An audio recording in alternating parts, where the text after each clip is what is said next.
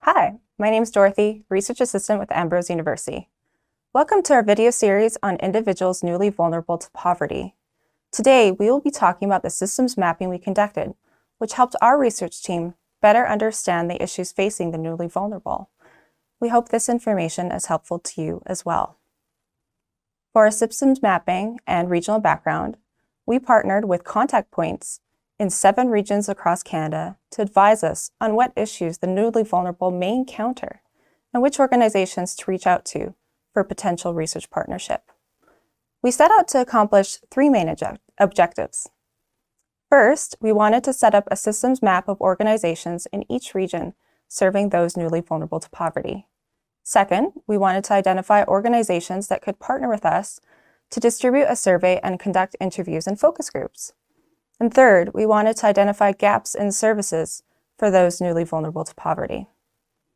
There were many services within the scope of our search. Here are just a few of them, including food hampers, youth day programs, and domestic violence shelters. Our research team used public online databases as well as directories of local services from our contact points to compile a select list of organizations. Of the 301 total organizations contacted across the regions, only about 80% listed an email address, and of those, around 4% of all emails were inactive. 0.3% of listings did not have any contact information whatsoever, and only about 6% of organizations emailed us back for research partnership. Of those who responded, almost 85% reported significant disruption or change to their services due to COVID-19. We have some key takeaways from our findings.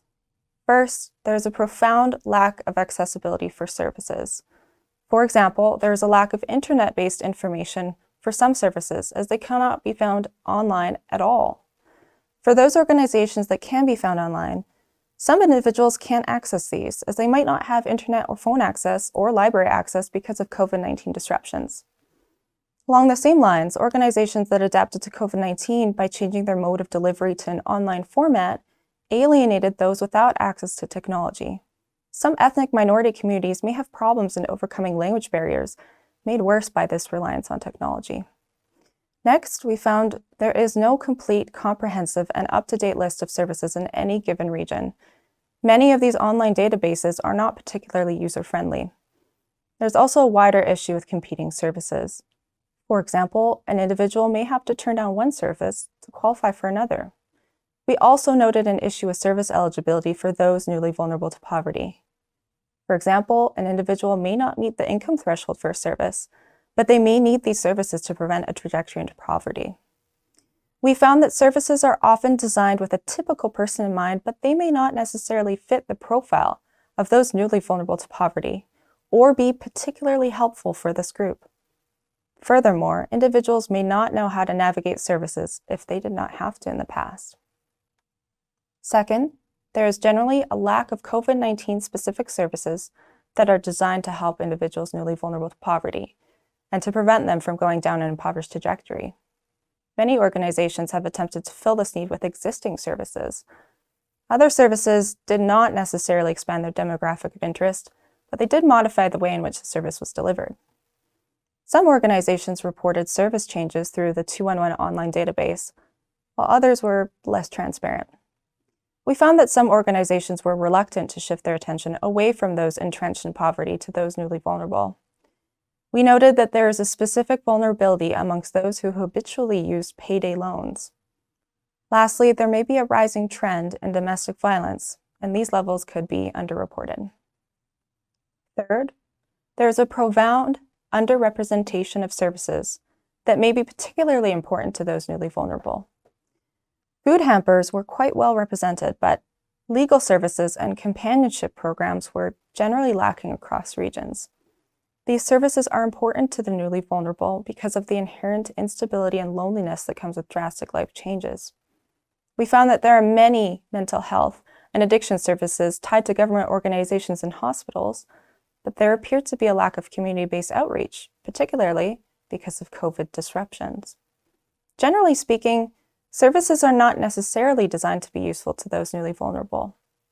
And while some organizations have adapted their services to fill these gaps, we found that other gaps unfortunately remained open.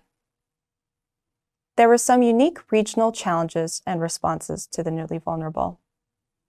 Revelstoke's tourism sector was hit particularly badly. The municipality was aware of this issue and took action through subsidies and tax deferrals. They also created a municipal task force to respond to emerging needs.